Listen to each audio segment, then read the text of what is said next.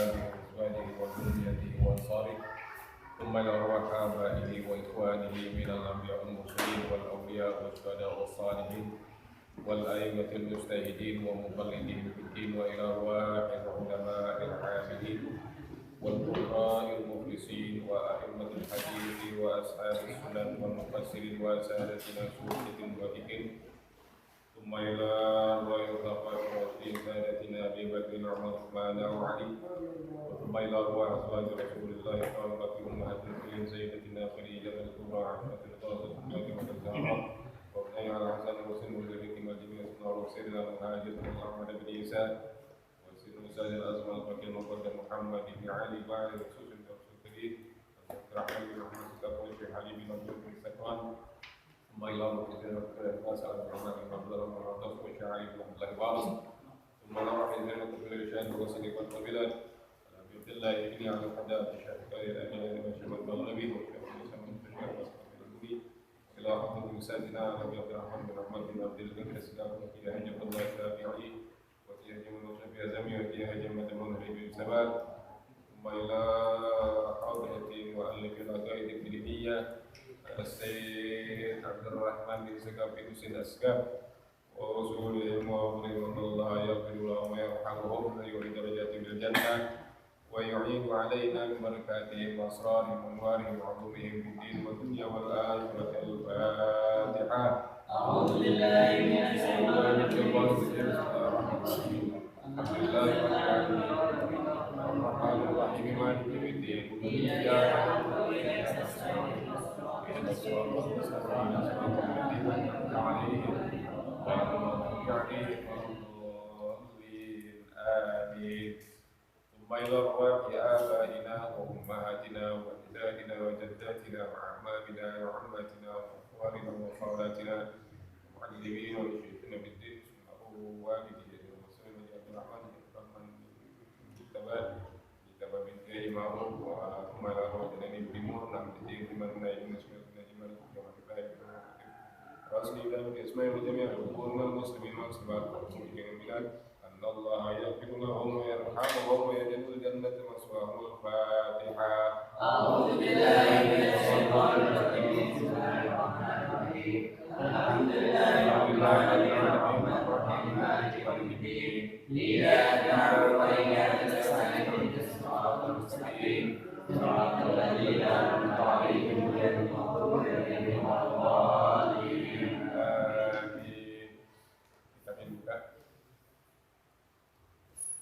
bacaan kita sekarang di Mahwal Iman. Kita sama-sama. Bismillahirrahmanirrahim. Bismillahirrahmanirrahim. Mahwal Imanu. Mahwal imanu. Al-imanu huwa Al-imanu huwa an tu'mina an tu'mina billahi billahi wa malaikatihi wa malaikatihi wa kutubihi wa kutubihi wa rusulihi wa rusulihi wa bil yaumil akhiri wa bil yaumil akhiri wa bil qadari wa bil qadari khairihi khairihi wa syarrihi wa syarrihi minallahi ta'ala. min Allah ta'ala. Bismillahirrahmanirrahim. Alhamdulillah rabbil alamin wassalatu wassalamu ala asyrofil mursalin sayyidina Muhammadin wa ala alihi wa sahbihi ajma'in. Qala Syekhul Muallif rahimahullahu ta'ala wa daman nafa bihi wa bi barakati ulumi wa bikum fid daraini amin. Radhiyallahu anhum. Rabbi shrah li sadri wa yassir li amri wa hlul 'uqdatam min lisani yafqahu qawli. Yang lalu sudah kita bahas tentang Islam. Jadi kembali ke keterangan yang lalu sedikit. Setiap agama pasti punya dasar.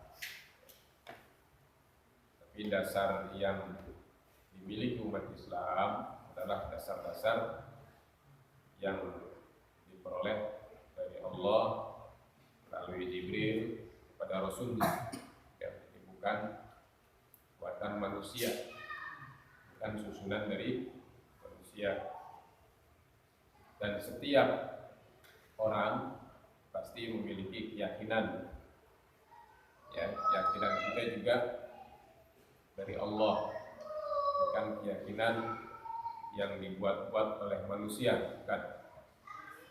Karena kalau kita lihat sejarah manusia, mulai dari sejak manusia pertama Nabi Adam, keyakinan sama dengan yang kita yakini sekarang. Ya. Jadi Nabi Adam keyakinannya yaitu beriman kepada Allah. Kita juga sekarang beriman kepada Allah sebagai Tuhan kita yang wajib kita sembah. Tuhan kita beda yang disembah dengan Tuhan-Tuhan selain Islam. Ya. Kalau kita, Tuhan kita adalah Allah Subhanahu wa Ta'ala yang menciptakan kita, yang menciptakan alam, dan yang menciptakan seluruh planet-planet dan juga dunia ini, semua ciptaan Allah Subhanahu wa Ta'ala. Nah, tentang rukun yang lalu sudah kita bahas, rukun agama itu ada 3, ya. Islam, iman, dan ihsan. Itu rukun agama. Islam sudah kita bahas. Masih ingat arti Islam? Apa? Iya. Kalau orangnya disebut yang menerima apa yang dibawa oleh Nabi kita, apa namanya? Agamanya Islam. Orangnya yang menerima disebut Muslim. Ya. Muslim adalah orang yang menerima apa yang dibawa oleh Nabi kita Muhammad Sallallahu Alaihi Wasallam. Orang yang menolak dan tidak mau menerima tentang apa yang dibawa oleh Nabi kita Muhammad, itu namanya orang yang mengingkari, ya, yang menolak, yang menutup diri dari keyakinan yang dibawa oleh Nabi. Apa bahasa Arabnya? Kafir. Kafir yang namain juga bukan kita. Kafir yang namakan adalah Allah. Di dalam Al-Quran banyak sekali ayat-ayat menjelaskan tentang orang-orang yang menolak tentang misi dan dakwah Nabi kita Muhammad yang membawa kebenaran, itu namanya kafir. Ya, seperti di surat Al-Kafirun deh. Surat Al-Kafirun. Apa arti surat Al-Kafirun? Surat yang menjelaskan tentang orang-orang kafir. Berarti kan Allah yang namanya Qul ya ayyuhal kafirun. Nah, itu Allah yang disebutkan dalam ayat. Katakan hai Muhammad kepada orang-orang kafir, wahai orang-orang kafir, la a'budu ma ta'budun. Aku tidak akan menyembah apa yang kalian sembah. Wala antum 'abiduna ma a'bud, dan kalian juga tentu nggak mau menyembah apa yang aku sembah. Ini ayat turun berkaitan dengan adanya misi dari orang-orang kafir Quraisy saat itu. Sedikit bahas ini ya. Ingin mengadakan toleransi dalam agama. Jadi toleransi udah ada tuh di zaman Nabi. Udah ada keinginan dari orang-orang yang menginginkan, ini aja deh ya Muhammad. Karena ada delegasi dari orang kafir Quraisy datang ke Nabi Muhammad. Ini aja deh, engkau ini nggak usah menjelek-jelekan Tuhan kami, dan kami juga nggak akan jelek-jelekan Tuhan kau deh. Kita adakan aja toleransi. Kau sembah Tuhan aku, Tuhan kami setahun, nanti kami ini akan menyembah Tuhanmu setahun.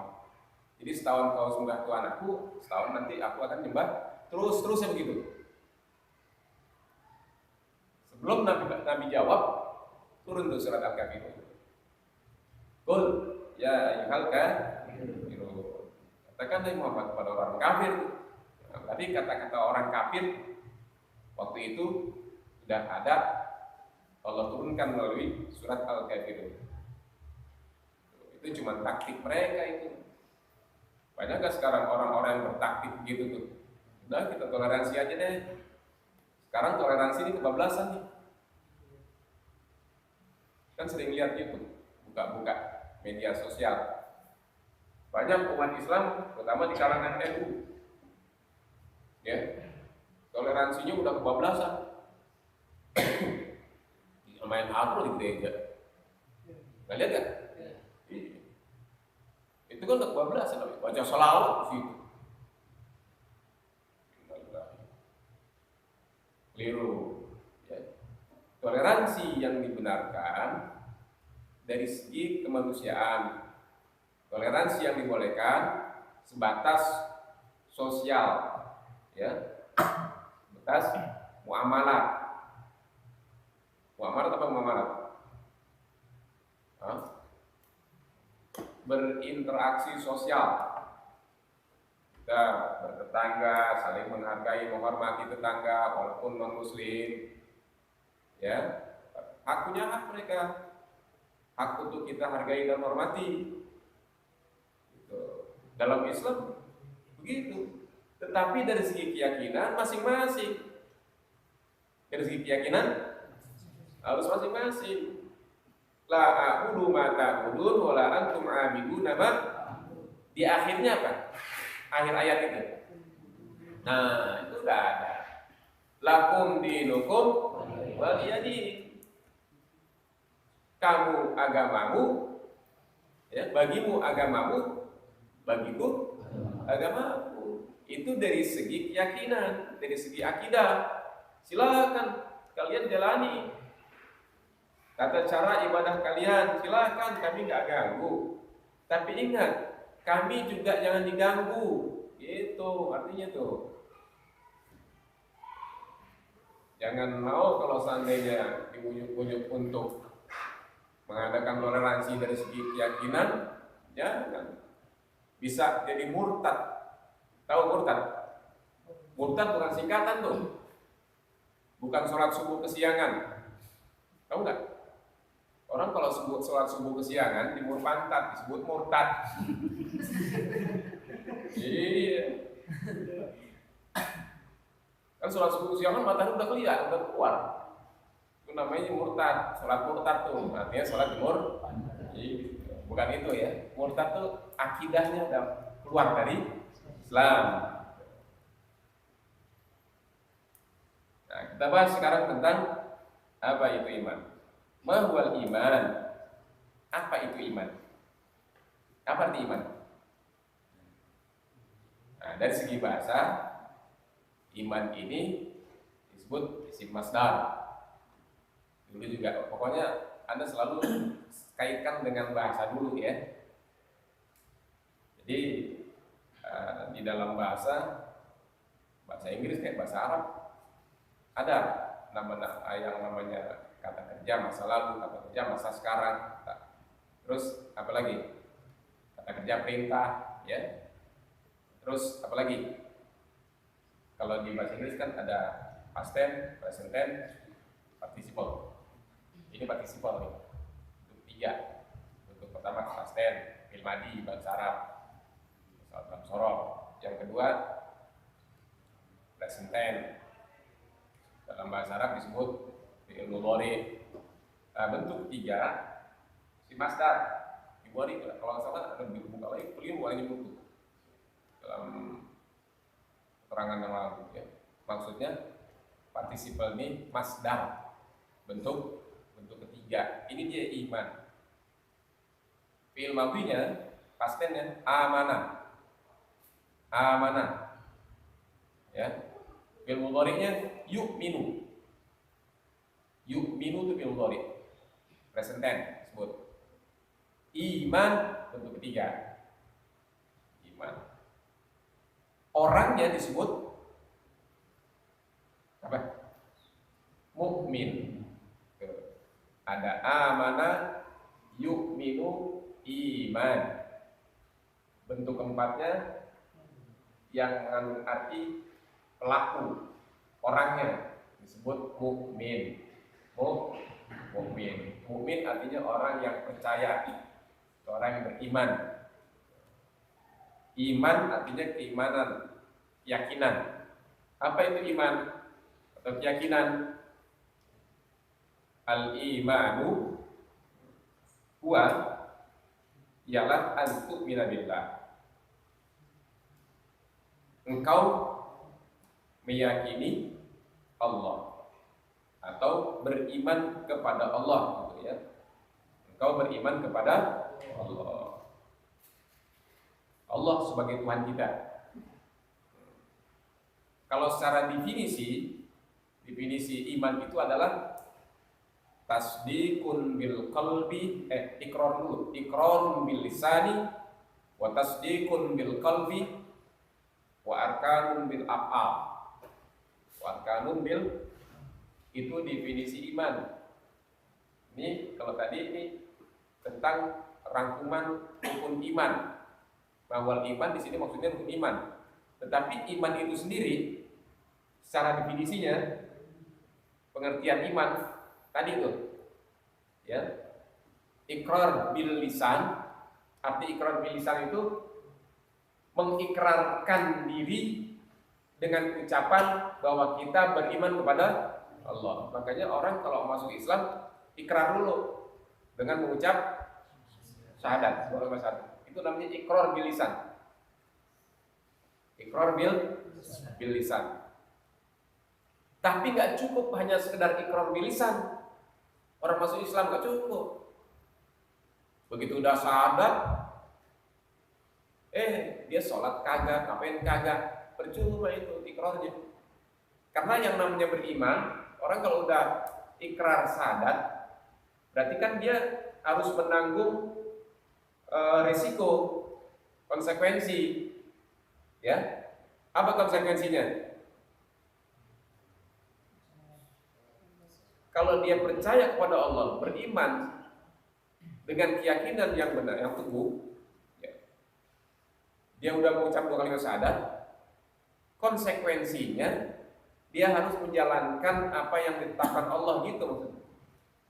Harus menjalankan apa yang ditetapkan oleh Allah. Orang ini pengertian masalah ikrar dulu. Udah jadi bahasa Indonesia nih ikrar. Bahasa Arab betul itu. Kalau Indonesia punya bahasa apa sih? Karena rata-rata kebanyakan bahasa Arab, bahasa Inggris ya, Indonesia ya. Bahasa Belanda, bahasa Cina, masuk bahasa Indonesia. Seperti ikrar. Apa ikrar sebetulnya? Bahasa Indonesia. Apa ikrar? Janji ya? Menyatakan diri ya? Bahasa Indonesia ya? Tapi ikrar itu sendiri udah jadi bahasa Indonesia. Ikrar. Orang berikrar berarti orang berjanji, menyatakan diri, gitu.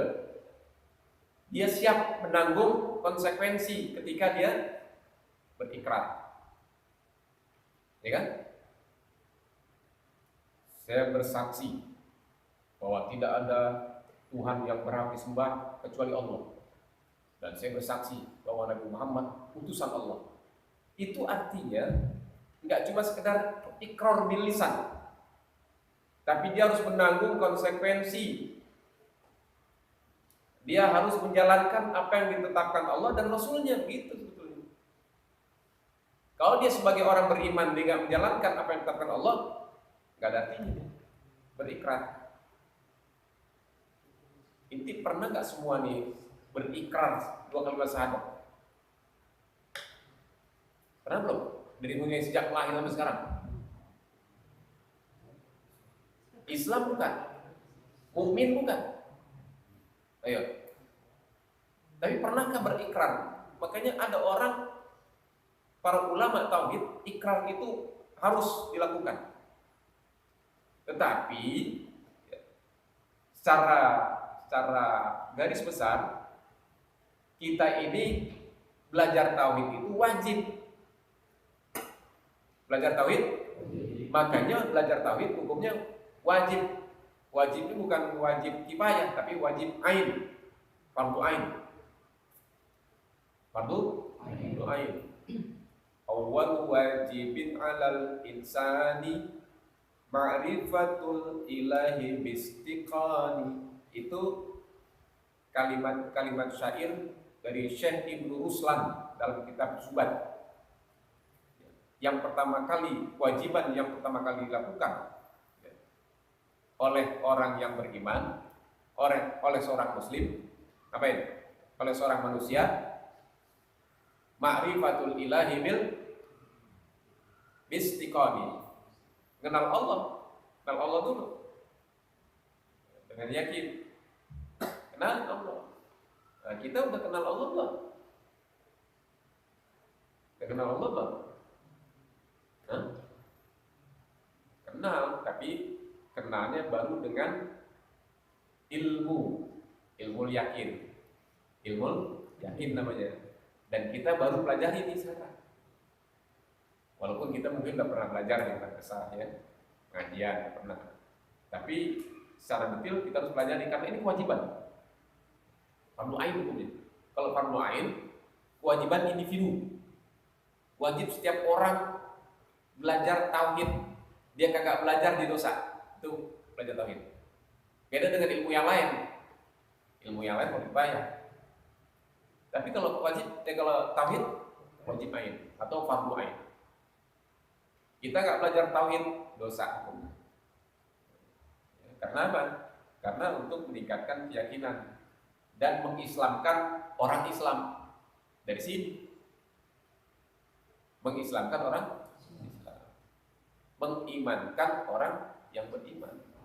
Kita kan rata-rata orang Muslim dan orang mukmin gitu. Tetapi kan secara langsung untuk berikrar belum pernah. Kalau orang yang masuk Islam, di luar Islam masuk Islam belum tahuan 2 kali saat dibaca. Nah kita, nah, makanya ada yang mengatakan kita setiap sholat baca syahadat berapa kali? Syahadat berapa kali? Dalam sholat 2 kali, kecuali subuh. Ya, berapa kali ini itu? 9.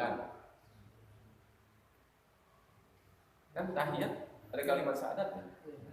Ya kan? Berarti yang 4 2 kali tahiyat kali 4 8. Subuh 1. 9 kali kita baca 2 kalimat syahadat. Berikrar di situ. Orang yang kagak pernah sholat, kagak pernah syahadat. Syahadat kan? Kagak pernah sholat. Jadi gimana dengan syahadat? Makanya menuntut ilmu tauhid hukumnya fardu ain. Lagi sedikit masalah tadi ikrar. Ikrar bil lisan. Ya. Iqrarun bil lisan. Tasdiqun bil qalbi. Tasdiqun bil qalbi. Membenarkan dengan hati. Jadi ikrar aja belum cukup kalau hati belum seiring, sejalan dengan ucapan. Gitu. Jadi kalau kita udah berikrar, hati harus menetapkan diri sama tuh dengan ikrar itu. Jangan beda. Kalau ucapan ikrar di hati beda, apa namanya? Munafik. Munafik omongan lain, hati lain. Itu munafik. Seperti terjadi di masa Rasulullah, itu orang-orang munafik banyak. Di depan Rasulullah, amanna, kami beriman. Ya, qalu amanna. Wa idza khalau ila syayatinihim qalu inna ma'akum innama nahnu mustahzi'un. Kan tinggal pernah ada. Dia kalau bersama-sama Nabi nih, sama para sahabat, dia ngomong, kamu beriman. Tapi hatinya beda nih. Wa idza khalau ila syayatinihim, kalau dia balik ke kelompok ini, orang-orang kafir, pimpinan-pimpinannya, kelompok-kelompoknya gitu, balik. Dibilang apa? Inna ma'akum. Kami sih masih tetap sama kalian. Inna ma nahnu mustahzi'un. Aneh nih. ke Muhammad tuh ke teman-temannya cuma ini aja, cuma mempermainkan mereka, cuma ngejek-ngejek aja. Tapi namanya apa kalau ngejek? Apa kalau mengejek? Ustaz itu artinya mengejek sebetulnya. Cuman pura-pura. Itu munafik. Munafik itu. Makanya jangan sampai jadi orang munafik, omongan lain saya Islam, bayang kagak. Gitu. Jadi harus seiring sejalan. Ikrar bil lisan, tasdikun bil qalbi, wa arkanun bil af'al. Melaksanakan perintah. Nih, arkan bil af'al ini namanya melaksanakan perintah. Melakukan dengan aktivitas sholat. Itu bukti. Sholat itu sebagai bukti bahwa kita adalah orang beriman. Yang tadi Anda bilang, kalau udah menyatakan diri sebagai orang mukmin, percaya kepada Allah, konsekuensinya menjalankan gitu. Itu namanya arkan wa af'alun, terbalik ya. Terbalik, ada ralat sedikit. Wa af'alun bil arkan tadi, bukan al arkan bil arkan bil af'al, bukan. Terbalik. Al af'alu bil arkan, mengerjakan dengan anggota badan. Maksudnya melaksanakan perintahnya gitu. Melaksanakan, terbalik tadi ya. Dirubah. Jadi af'alu bil arkan. Jadi ulang. Iqrarun bil lisan, tasdiqun bil qalbi, wa af'alun bil arkan gitu. Jadi ikrar dengan lisan, dengan lidah, ucapan, ikrar dengan ucapan, terus hati membenarkan, terus dibuktikan dengan perbuatan. Nah, itu namanya orang beriman. Kalau enggak, cuma ngomong namanya. Ngaku beriman, ngomong doang. Orang mukmin. Ngaku doang, orang Islam, orang Muslim, tapi nggak mengerjakan syariatnya, nggak dianggap. Makanya ada hadis begini, ya. Man tarakas sholata muta'ammidan faqad kafara jiharan. Barang siapa meninggalkan sholat sengaja, itu terang-terangan dia menjadi kafir. Itu ada hadis gitu. Hadis sahih. Ya, barang siapa meninggalkan sholat, itu orang terang-terangan orang itu jadi cuman para ulama beda pendapat dalam menafsirkan hadis ini. Kalau imam yang lain seperti Imam Hanafi, ya, Imam Malik, mereka ini berpendapat benar-benar kafir kalau dia tinggalin sholat. Tetapi kalau Imam Syafi'i lebih luas dalam berpendapat ini, ya, dalam menerjemahkan hadis ini. Kalau Imam Syafi'i bilang dia kafir kalau nggak menjalankan sekaligus mengingkari kewajibannya, kafir baru. Kalau cuma meninggalkan tetapi masih merasa kewajibannya, itu belum kafir, masih status fasik disebut. Tahu fasik? Fasik itu orang yang durhaka kepada Allah meninggalin kewajibannya. Itu fasik menurut Imam Syafi'i. Belum dianggap kafir. Tetapi kalau dia meninggalkan kewajibannya, meninggalkan sholat, di hatinya mengingkari, ya, sholat berapa sholat? Itu orang begitu harus ditahdir, kasih tahu, ditegur. Malah dalam hukum Islam kalau ditegur kagak mau juga cabut. Tapi begitu, suruh balik, suruh ucapkan tuh kata-kata itu, supaya jangan tarik, jangan sampai dia ucapkan kata-kata itu dan syahadat lagi. Saya murtad, berat. Nah, jadi karena itu masalah sholat itu adalah sholat bagian daripada wujud keimanan seseorang. Kalau lihat tadi itu ya. Balik ke kitab. Jadi iman yang dimaksud di sini, yang merupakan rukun-rukun iman. Kalau tadi pengertian tentang iman, tadi pengertian tentang iman atau definisi tentang iman tadi, yang iqrar bil lisan, tasdiqun bil qalbi, wa af'alun bil arkan. Nah, sekarang iman yang dimaksud dalam kitab ini ialah engkau beriman kepada Allah yang pertama. Seperti yang tadi Anda bilang, nggak cukup beriman kepada Allah cuma menyatakan diri bahwa dirinya beriman, nggak cukup. Dia harus menjalankan syariat. Itu satu konsekuensi sebagai orang beriman. Nanti dibahas di belakangku tentang percaya atau beriman kepada Allah apa aja seharusnya dan bagian-bagian iman itu apa aja, dan apa yang berkaitan dengan Allah itu apa aja. Nah, sifat, ya, sifat-sifatnya harus kita yakini, nanti di belakang bahas. Nah, selain kita beriman kepada Allah, nah, dengan keyakinan tadi kita harus juga mengerti tentang dalil. Apa dalil? Petunjuk, bukti, itu dalil. Bukti bahwa Allah itu sebagai Tuhan kita. Allah itu ada. Kita harus bisa berargumentasi dengan dalil atau bukti. Kalau bukti melalui Al-Quran disebut dalil nakli, ya, itu disebut dalil nakli, bukti dari Al-Quran, ada buktinya.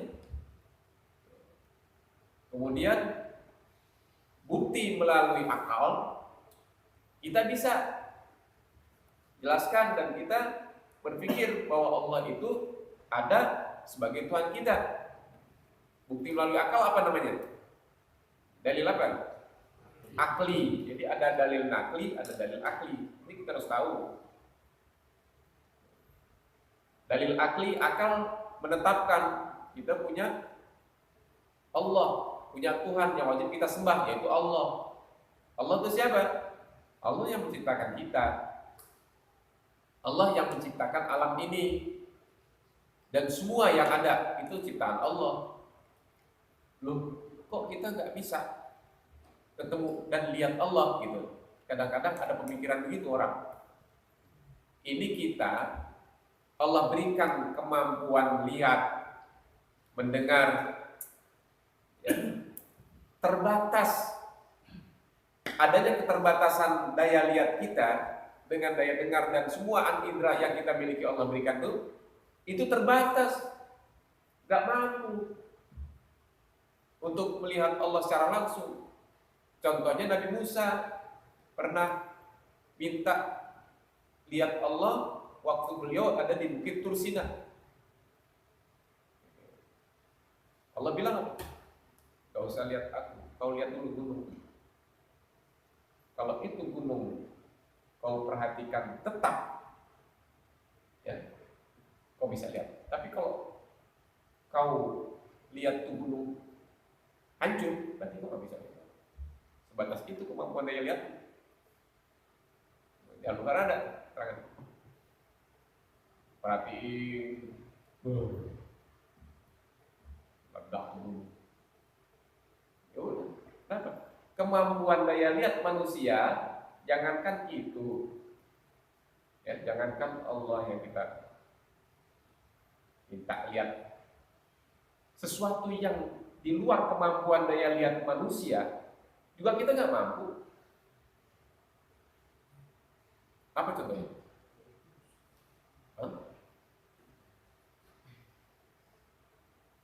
Sinar umpamanya jam 1000-an sinar untuk matahari terpandang, bisa lihat? Mata kita buta lama-lama. Karena daya ini masalah daya lihat, ya, bukan masalah mataharinya. Masalah daya lihat dan sesuatu yang Allah berikan kepada hambanya itu begitu sedikit.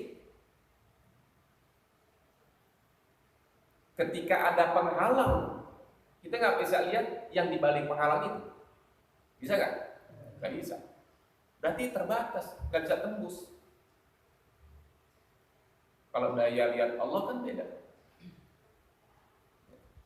Jangankan sesuatu, dijelaskan dalam sebuah ilmu kitab tauhid itu berdasarkan hadis Nabi,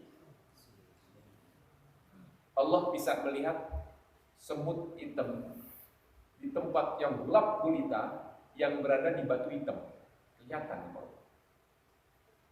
Jangankan sesuatu yang kelihatan, yang gak kelihatan sama kita, kelihatan sama Allah. Sampai-sampai suara yang kita ucapkan kelihatan ke suara. Berarti kan di luar, ya. Di luar apa? Di luar batas. Tetapi kalau manusia sebagai hambanya terbatas. Jangan berangan-angan bisa melihat sesuatu yang daya lihat kita ini punya keterbatasan. Gak usah dipikirin berarti gitu maksudnya. Paham ya? Gak usah dipikirin. Kalau nggak mampu, kita nggak bisa lihat udara, oksigen. Kenapa dipikirin? Sampai kapanpun kita nggak bisa lihat oksigen. Bisa nggak? Ada nggak oksigen? Hah? Ada. Siapa bilang nggak ada? Kalau nggak ada mati. Tapi kita nggak bisa lihat oksigen. Biar gimana kok pakai alat apa? Kelihatan nggak oksigen? Nggak bisa. Sesuatu yang ada belum tentu bisa dilihat. Sesuatu yang ada belum tentu bisa dilihat. Tapi ada. Kenapa? Karena kemampuan daya lihat kita sebagai manusia terbatas itu. Apalagi Allah dari luar kemampuan manusia. Nanti kita harus pikirin tentang sesuatu yang kita bisa lihat. Yang dituntut oleh ilmu tauhid, oleh agama adalah oleh ilmu tauhid ini keyakinan kita bahwa kita percaya keberadaannya gitu. Kita wajib percaya tentang keberadaan Allah. Wujud itu namanya. Sifat Allah wujud. Nggak mungkin kalau nggak ada bininya kita ada di buktinya. Manusia ada, hewan ada, tumbuhan ada, planet semua ada. Siapa yang bikin? Hah? Apa tercipta sendiri? Mungkin nggak? Nggak mungkin tercipta sendiri. Oh, secara alami itu namanya terwujud sendiri karena sifat alamiahnya. Ya sifat alamiah siapa yang ciptain? Ada sang pencipta. Ada sang pencipta. Nggak mungkin ada sesuatu nggak ada yang ciptain. Waktu cepat amat.